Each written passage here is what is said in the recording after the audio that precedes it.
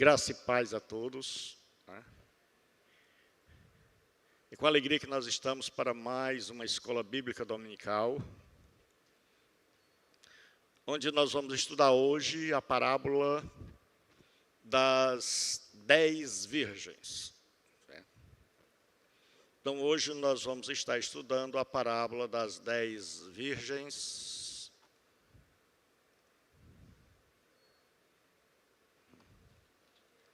Todos já encontraram Mateus 25? Lucas, está meio ruim, tá isso? Mateus, capítulo 25, a partir do versículo de número 1. Diz assim a palavra de Deus. Então, hoje nós vamos estudar graça e paz a todos os irmãos. Estamos começando mais um domingo. Então o reino dos céus será semelhante a 10 virgens que, tomando as suas lâmpadas, saíram a encontrar-se com o noivo. 5 dentre elas eram nécias e 5 prudentes. As nécias, ao tomarem as suas lâmpadas, não levaram azeite consigo. No entanto, as prudentes, além das lâmpadas, levaram azeite nas vasilhas. E tardando o noivo, foram todas tomadas de sono e adormeceram. Mas à meia-noite ouviu-se um grito: eis o noivo, saía ao seu encontro. Então se levantaram todas aquelas virgens e prepararam as suas lâmpadas. E as nécias disseram às prudentes: dai-nos do vosso azeite, porque as nossas lâmpadas estão se apagando. Mas as prudentes responderam: não, para que não nos falte a nós e a vós outras. Ide antes aos que o vendem e comprai-o. E saindo elas para comprar, chegou o noivo, e as que estavam apercebidas entraram com ele para as bodas, e fechou-se a porta. Mais tarde, chegaram as virgens nécias, clamando: Senhor, Senhor, abre-nos a porta. Mas ele respondeu: em verdade vos digo que não vos conheço. Vigiai, porque não sabeis o dia nem a hora. Então, quando nós estamos estudando as parábolas de Jesus, nós já vimos que são histórias criadas pela mente brilhante de nosso Senhor Jesus e que tinha por finalidade trazer a verdade de Deus ao alcance da nossa mente finita. O Dr. Clayton Kunz, ele diz o seguinte, que as parábolas são semelhantes a um aro de bicicleta. Tem um eixo central, ou seja, a parábola tem uma verdade a ser ensinada, e ela tem vários raios. Ou seja, nós vamos ter aqui, na parábola das virgens, lâmpadas, nós vamos ter tochas, nós vamos ter virgens prudentes, virgens não prudentes, nécias, nós vamos ter um noivo, alguém que grita. Então nós vamos ter vários raios, mas uma verdade central, uma verdade que Jesus quer nos ensinar. E nós já falamos das parábolas que falam da compaixão de Deus para com aqueles que eram excluídos da religião da época. Nós já vimos as parábolas que mostram a rejeição do Messias, e nós vamos começar agora, essas 3 últimas, as parábolas da última hora. Quando Jesus ele chega para mim e para você e ele diz: olha, a hora chegou. Nós estamos vivendo o tempo do fim, como diz o hino. Então, quando Jesus vai contar a história, ele conta a história de um noivo que vem buscar a noiva na casa de seus pais e que o que nós chamaríamos hoje de damas de honra, elas estariam esperando por ele. Então, o casamento, nos dias de Jesus, ele tinha 3 fases, 3 estágios, certo? O primeiro que vinha era o compromisso. Havia um contrato formal entre os pais da noiva e do noivo, certo? E depois de algum tempo, a menina podia casar. Naquela época se casava muito cedo. A menina começava o casamento aos 12 anos. Ninguém aqui se pegue isso para casar com 12 anos, né? Mas naquela época as moças casavam muito cedo. Então, a partir de 12 anos, ela já podia casar, e o homem com 20. Então, era feito um contrato, e depois vinha o noivado. No noivado, havia uma cerimônia na casa dos pais da noiva, e ali eram feitas promessas um ao outro. Ali eram feitos votos. Ali era uma espécie já de casamento. E diante de testemunhas. O terceiro passo, provavelmente um ano depois, acontecia a vinda do noivo. Ele saía com um cortejo da casa dos pais e ele se dirigia para a casa da noiva. Como eles já estavam considerados casados, ele vinha buscar a noiva, que tinha que estar preparada.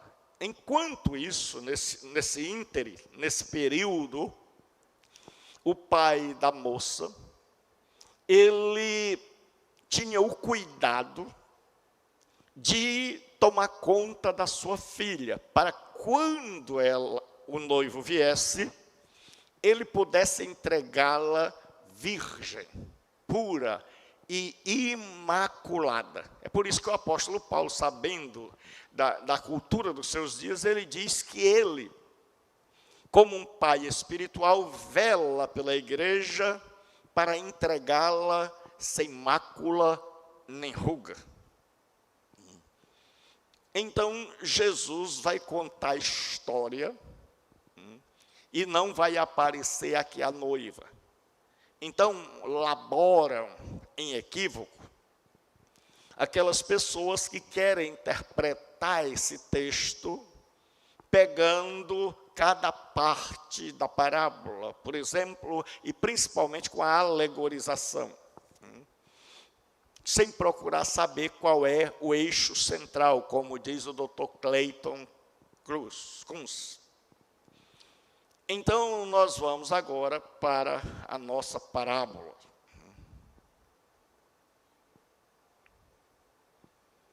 O contexto escriturístico, que é o que nós vamos ver agora. Antes desta parábola, nós temos 3 parábolas. E depois dela, nós temos mais 2. Na primeira, que vai do 24, 42 a 44, Jesus, ele mostra, adverte sobre a imprevisibilidade. Jesus vem numa hora que as pessoas não pensam. A segunda mostra que é exigido mais do que uma vigilância passiva. Deve haver um comprometimento considerado aceitável pelo mestre. E a terceira é esta. Agora, qual é a verdade central desta parábola? Ela enfatiza a necessidade da preparação em face da inesperada longa demora. Depois desta, nós teremos mais duas parábolas, que são as parábolas dos talentos, são as parábolas da última hora, e as parábolas onde Jesus vai separar os bodes das ovelhas. Então, como é naquela época? Para que a gente entenda os evangelhos eles foram escritos mais ou menos 20 anos depois da ascensão de Jesus Cristo. Isso para nós que somos ortodoxos. Para outros, eles foram escritos muito mais tarde. Mas, quando Jesus fala com o seu povo, ele diz o seguinte: olha, eu estou voltando. E quando o povo fica esperando Jesus para aquela época, as pessoas com os acontecimentos diferentes, díspares do que Jesus tinha dito. Porque ao invés da vinda de Jesus, a igreja está aguardando a vinda de Jesus. Vêm os romanos, no ano 70, com Tito e Vespasiano, e destroem a cidade de Jerusalém. A igreja é perseguida, muitos são mortos nas arenas, muitos têm suas propriedades e bens confiscados. Então começa a surgir a pergunta sobre a vinda. Todos começam a sonhar com a vinda do Senhor Jesus. Porque é gente que está sofrendo, é gente que sonha também com o reino de Deus. Mas Jesus até agora não vem, e o povo começa a pensar: e aí? O que vai acontecer? Por que até agora o Senhor Jesus não veio? Por que nós estamos aguardando a vinda do Senhor? E por que Ele não vem? E tudo isso está nos sobrevendo. Então, os escritores do Novo Testamento pegaram a pena e, sob a inspiração de Deus, eles começaram a escrever para alertar aquele povo, para trazer respostas àquele povo que precisava de respostas. E aí nós vamos ver qual é a teologia da parábola, qual é o ensino central. Então, entre uma vinda do Senhor e outra, entre a sua primeira e a segunda vinda, que é chamada no grego de parousia, vai haver um intervalo. E a teologia da parábola é o ensino sobre a importância da preparação da vida espiritual diante da aparente demora da parousia, ou da segunda vinda. Então, o objetivo de Jesus aqui é dizer: olha, vocês precisam estar preparados, porque eu vou demorar, mas eu virei como vem o noivo, numa hora em que vocês precisam estar esperando, numa hora em que vocês precisam estar preparados. Ele diz: enquanto eu vou e venho, é o tempo de cada cristão preparar-se para a minha vinda. Vocês devem estar preparados para a minha vinda. Mas surge a pergunta: pastor Gilberto, Jesus disse que nós devemos estar preparados, acordados para o dia da sua vinda. E Paulo, ele diz: quer dormamos, quer estejamos vivos, somos do Senhor. Então Paulo diz que nós, ou dormindo ou vivos, somos do Senhor. No texto de Paulo, essa palavra dormir é um eufemismo. É uma maneira de você suavizar, abrandar, quebrar um pouco a força de uma palavra muito forte, que era morrer. Então Paulo diz, quando Paulo diz, quer durmamos, quer estejamos acordados, somos do Senhor, ele está falando daqueles que já morreram em Cristo, que são do Senhor. Dormir ali é morrer. E está acordado é a igreja viva, chamada de igreja militante. E a igreja que já morreu é chamada de igreja triunfante. Quando Jesus voltar, essas duas partes da igreja, a igreja que está hoje na peleja, e a igreja que já venceu, que virá com Jesus, nós nos reuniremos e seremos uma igreja só. É tanto que na próxima revista eu vou escrever sobre a igreja, porque, por mais estranho que pareça, uma das doutrinas menos conhecidas por nós é a doutrina da igreja. Então nós vamos agora para a interpretação da parábola. Nós vamos dividir em 3 partes, certo? A espera da vinda do noivo. Nesta parábola nós vamos ver 2 grupos com semelhanças e diferenças. E nós vamos começar pelas semelhanças. E antes de tudo, queria lhes falar uma coisa. No Evangelho há uma similitude, uma certa semelhança entre o falso e o verdadeiro. Por exemplo, nós vamos ver Jesus falando da casa na rocha e da casa na areia. Havia uma semelhança, mas havia algo invisível, que era o alicerce, que nenhum de nós podia ver. Então você olhava de fora, você via 2 casas. Você olhava pela ótica de Deus e você via que eram 2 casas completamente diferentes. Jesus vai falar também do falso profeta, que é um lobo, mas é um lobo disfarçado de ovelha, que vai precisar de a gente ver o fruto que está dando e analisar o fruto para poder determinar quem é quem. Nesta parábola também nós temos as semelhanças. Jesus diz, então o reino dos céus. Então quase todas as parábolas, para não dizer todas, elas são ensinos sobre o reino dos céus.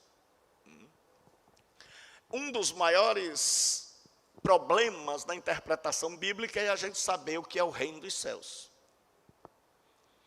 Então deixa eu lhes dizer, o reino dos céus é todo lugar onde Deus governa e sua vontade é obedecida. O reino de Deus é todo lugar onde Deus governa e sua vontade é plenamente obedecida. Na oração do Pai Nosso, Jesus diz, venha a nós o teu reino, seja feita a tua vontade, assim na terra como no céu. Então, no céu, o reino de Deus é pleno. No céu, o governo de Deus é pleno. Mas este governo irrompe na terra, o rei vem, e o rei é Jesus Cristo. E quando Jesus vem, agora ele começa a chamar a mim e a você para o reino. Ele começa a chamar a humanidade para o seu reino, para que ele seja o Senhor de nossas vidas e para que nós o obedeçamos. Então ele estabelece no Sermão do Monte as leis do reino. Nas parábolas do capítulo 13, ele mostra como é o reino. Então, Jesus está chamando pessoas para se submeterem ao seu governo, que Mateus chama de reino dos céus, porque ele não quer chamar reino de Deus, porque os judeus têm problema com o nome Deus. Então, Mateus prefere a expressão reino dos céus, Basileia tu uranu, reino dos céus. Então, nós vamos ver que havia semelhanças. Quais eram as semelhanças? Todas eram virgens, todas tinham lâmpadas, todas saíram, provavelmente da casa da noiva, e todas queriam encontrar um noivo. Então, havia uma semelhança. Então, o reino dos céus será semelhante a 10 virgens. Nunca se deve, ao interpretar a parábola, procurar saber assim, por que 10? Por que elas tinham que ser virgens? Qual o significado das lâmpadas? O que significa saíram? O que significa encontrar? Porque senão a gente vai se perder. Então lembre-se que é uma história para falar da necessidade de estarmos preparados por ocasião da segunda vinda. Então Jesus elabora uma história para nos ensinar sobre a necessidade da preparação diante da sua segunda vinda. Então estas mulheres tinham semelhanças, mas elas tinham também diferenças. Elas tinham as prudentes e tinham as nécias. Diz assim, 5 dentre elas eram nécias, insensatas, loucas. Não levaram azeite consigo. Então veja, preste bem atenção, não levaram azeite consigo. O que faltava a elas? Azeite. O que faltava-lhes? Azeite. Elas não levaram azeite, porque muita gente imagina que elas tinham levado azeite. Mas o texto diz claramente que elas não levaram azeite. Então, elas não tinham azeite. No entanto, as prudentes, além das lâmpadas, então o que quer dizer isso? Que as nécias levaram apenas as lâmpadas. Levaram apenas as lâmpadas, que existe um debate que eu acho muito irrelevante, sobre como seriam estas lâmpadas. Alguns acham que eram aquelas lâmpadas pequenas, que cabiam na palma da mão, feitas de barro, mas é improvável. É bem provável, como diz Joaquim Jeremias, que as lâmpadas fossem tochas. Então, naquela época, eles pegavam uma vara, enrolavam tecidos ou qualquer outra coisa que queimasse, e eles saíam, principalmente quando era em campo aberto, em lugar aberto. Então é bem provável que seja essas. E essas tochas, elas precisavam de hora em hora, de tempo em tempo, de serem molhadas com azeite para continuar iluminando. Então, você levava uma vasilha pequena, com óleo, e você ia sempre, quando a lâmpada começava a querer se apagar, você tinha óleo, você colocava mais óleo. Então, aquelas virgens insensatas, elas apenas acenderam em casa, levaram a tocha e esqueceram que a tocha não ia durar muito. Esqueceram de pensar. E se ele demorar? Esqueceram de meditar. Porque muitas vezes o nosso cristianismo é um cristianismo onde a gente não pensa, onde parece que pensar, raciocinar, não é coisa espiritual. E aquelas moças pegaram a tocha acesa e saíram. Mas as prudentes, diz o Senhor Jesus, que elas não simplesmente saíram, mas que elas levaram as tochas acesas e elas pensaram, e vai que ele demora, e vai que o noivo não vem imediatamente.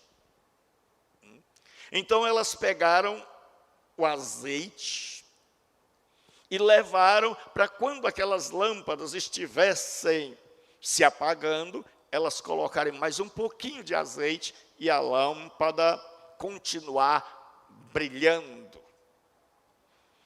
Então Jesus diz, 5 delas eram nécias e 5 prudentes. Então agora vai haver as diferenças. As nécias tomaram as suas lâmpadas, não levaram azeite. Então elas não levaram azeite. No entanto, as prudentes, além das lâmpadas, levaram azeite nas vasilhas.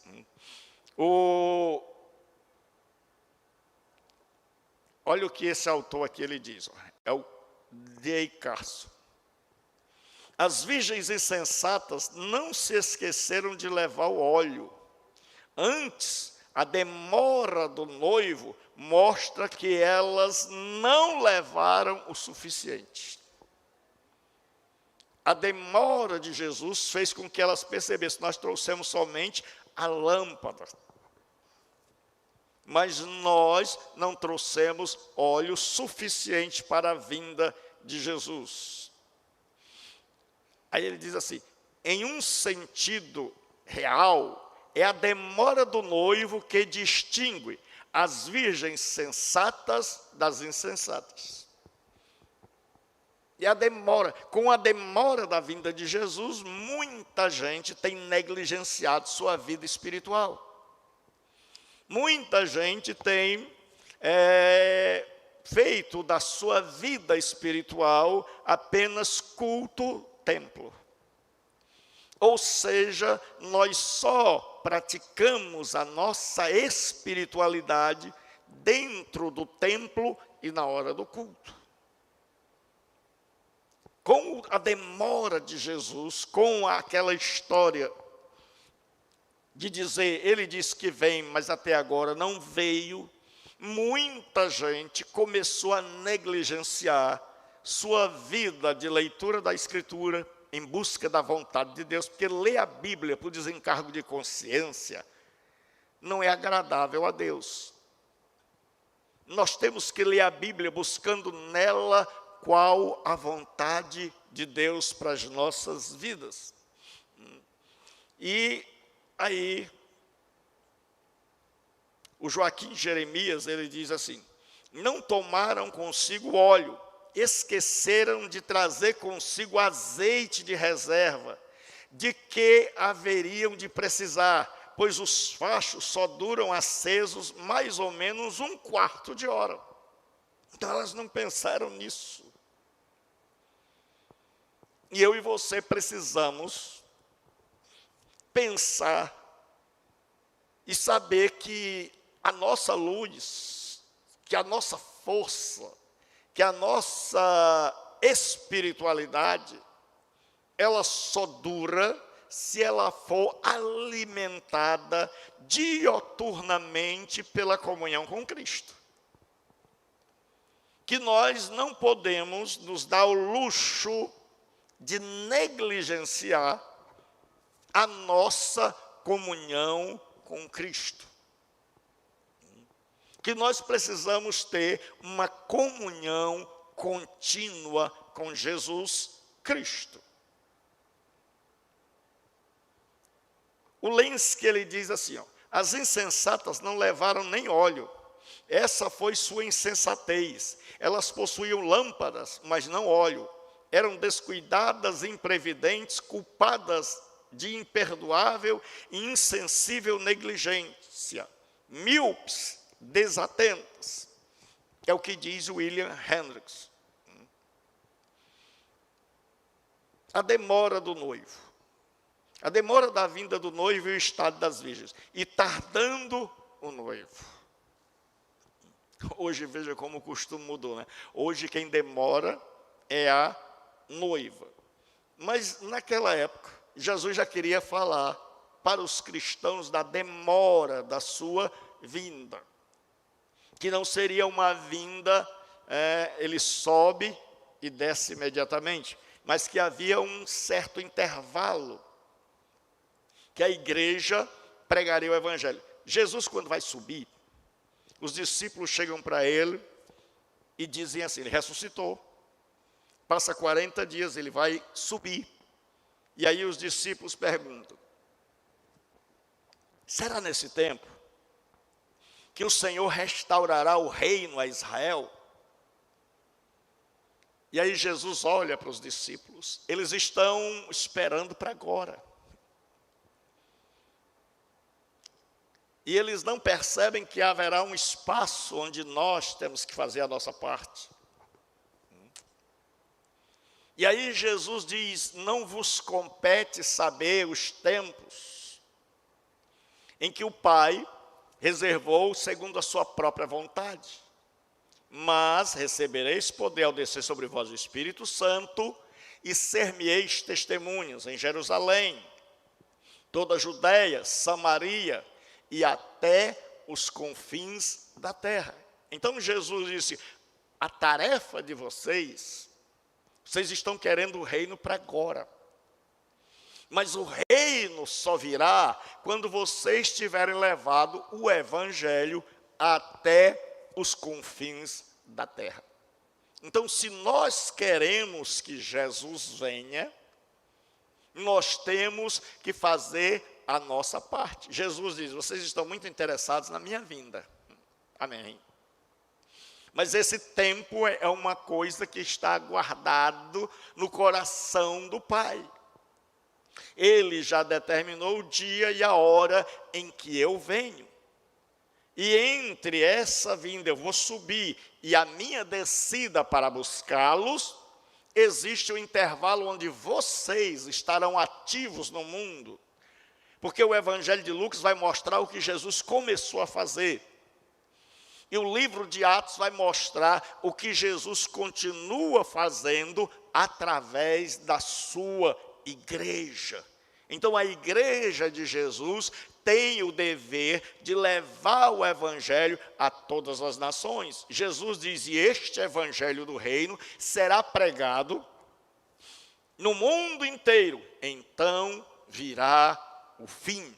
Este evangelho será pregado no mundo todo, então virá o fim. O grande problema é que os maiores inimigos da Bíblia parece que são os intérpretes.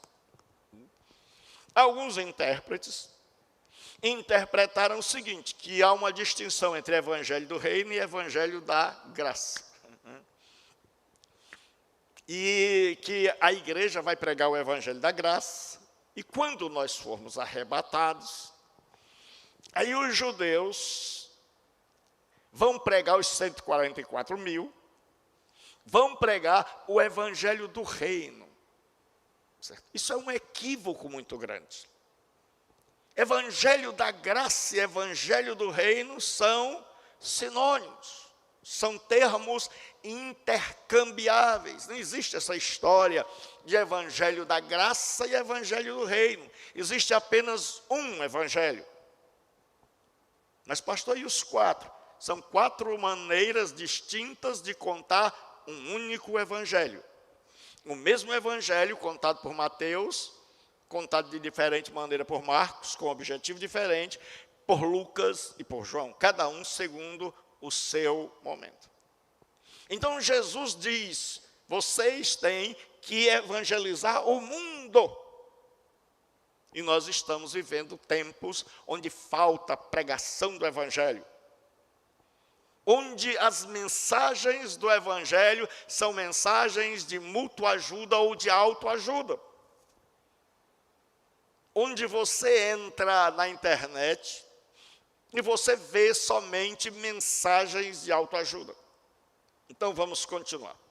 Tardando o noivo, foram todas tomadas de sono e adormeceram, o que era comum.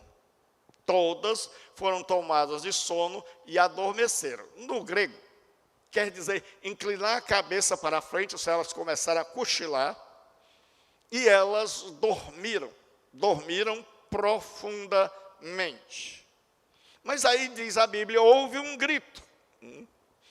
E não é a palavra estim, não é o verbo estim, mas gegonen, que enfatiza um clamor súbito, que rasga o ar. A própria lembrança disso é conservada por esse tempo verbal, com todo o alvoroço e confusão. É o que diz o Roberts, em seu comentário de Lucas à luz do Novo Testamento grego.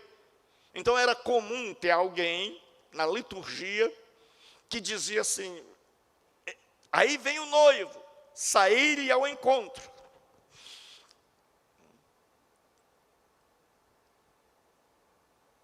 Então a vinda do noivo revelará a grande diferença entre as virgens. E as nécias disseram às prudentes, dai-nos do vosso azeite, porque as nossas lâmpadas estão se apagando. Então agora é que com a vinda do noivo, com a necessidade de sair ao seu encontro, é que elas olham para as tochas e percebem que as tochas estão se apagando. Ou seja, estão apenas com aqueles pontos vermelhos, indicando que ainda há combustão. Mas precisa de óleo para alimentar, para a chama brilhar novamente. E elas vão lembrar de que elas não trouxeram. É como a gente, quando a gente mete a mão nos bolsos, é quando a gente procura na valise, na pasta. E quando a gente descobre, eu não trouxe. Só quando o noivo veio, é que aquelas virgens perceberam que elas não tinham trazido o azeite. E elas foram pedir, mas as prudentes responderam, não, para que não nos falte a nós e a vós, e diante aos que o vendem, comprai para vós. As prudentes disseram, olha, se nós dermos a vocês, vai faltar para nós. Porque o azeite que nós temos só dá para nós. Não dá para dividir. Certo? A responsabilidade espiritual, a vida espiritual é algo intransferível. É algo que só serve para nós. É algo individual. O marido não pode fazer nada pela esposa, o pai pelos filhos, nem os filhos pelos pais. A nossa vida espiritual diante de Deus é um cultivo nosso. Por isso, aquelas virgens não podiam dar o seu óleo para outras, porque se elas dessem, faltaria para elas. Então, elas tinham para elas, mas não tinham para dar para as outras. Então, a minha vida espiritual, a tua vida espiritual, é responsabilidade sua, minha. Eu já vi cristãos que, brincando, todos nós já devemos ter visto isso, brincando, dizem assim, eu vou ficar aqui perto do irmão Pedro, e quando Jesus vier, eu vou, nem que seja, agarrado na perna dele. Quem já ouviu essa brincadeira por aí? O pessoal não entendeu nada. É como diz o compadre Washington, sabe de nada, inocente. A pessoa não sabe que a minha preparação espiritual só serve para mim. Deus fala através dos profetas, ele diz, olha, o povo está tão assim, tão fora de sintonia comigo, que se entre eles houvesse Jó, Daniel, Eles apenas seriam salvos, e não os outros. Por quê? Porque a vida espiritual é intransferível. A vida espiritual é intransferível. Olha o que o Matt Henry diz. Elas verão sua necessidade da graça depois disso, quando a graça poderia salvá-las. Aquelas que não viram sua necessidade de graça agora, quando esta pode santificá-las e governá-las. Olha o que diz o D.A. Carson. Pode ser que não haja o suficiente, ou com certeza não há azeite o suficiente.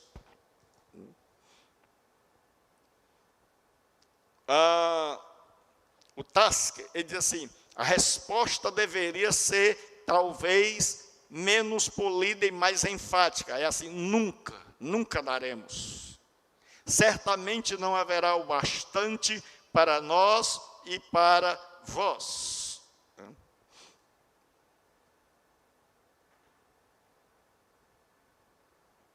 Então, vamos ver aqui, vamos para o final já. A vinda do noivo exporá o preço da negligência. Quando Jesus voltar, nós veremos quem negligenciou. E saindo elas para comprar. Então agora elas procuram ter o que nunca se preocuparam em ter. Não é assim que é a nossa vida. A gente vai sempre protelando. A gente vai sempre deixando para amanhã. A gente tem uma casa quase toda quebrada e a gente diz, amanhã eu conserto. Depois da manhã eu conserto, e aí a gente vai fazendo as famosas gambiarras. Então, o Russell Champlin, ele diz o seguinte, que elas parecem que encontraram, só que encontraram o azeite tarde demais. Quando elas foram comprar, o que aconteceu? Quando estas mulheres resolveram alinhar sua vida com Deus, quando elas descobriram que suas vidas não estavam alinhadas em sintonia com Deus, elas resolveram alinhar, mas já era tarde. Chegou o noivo, e as que estavam apercebidas, entraram com ele para as bodas, e fechou-se a porta. Então, naquela época, quando você tinha os convidados ideais, você entrava na casa do pai e da mãe, onde era feita a cerimônia de celebração das bodas, e aí fechava as portas para ninguém que não tivesse sido convidado entrar. Entraram para o banquete nupcial na casa dos pais do noivo, onde elas dançaram com seus fachos até eles se apagarem. Não vos conheço, é fórmula de rejeição, significa não quero saber de vocês. Aquelas noivas gritaram. Mais tarde chegaram as virgens nécias clamando, Senhor, Senhor, abre-nos a porta. Mas ele respondeu, em verdade vos digo que não vos conheço. Aí Jesus termina dizendo, vigiai, pois, porque não sabeis o dia nem a hora. Vigiai, pois, não sabeis nem o dia, nem a hora. Não os conheço, isto é, não os reconheço como pertencentes ao número daqueles que me agrada chamar meus. Não vos conheço, é a fórmula de rejeição, significa não quero saber de vocês. Não havia razão para a concessão de favores especiais. Naquela hora, agora, quem já estava preparado entrou, quem não estava, não entrou. E aí, eu quero ler isso aqui. Não deve interpretar como uma rejeição insensível de seu desejo de toda a vida de entrar no reino. Longe disso. É a rejeição dos que, a despeito das aparências, nunca se prepararam para a vinda do reino. O Carson, ele diz o seguinte, Jesus não está rejeitando pessoas que passaram a vida toda tentando mudar, orando, Senhor, transforma minha vida. e descobriram que são imperfeitas, como eu e você.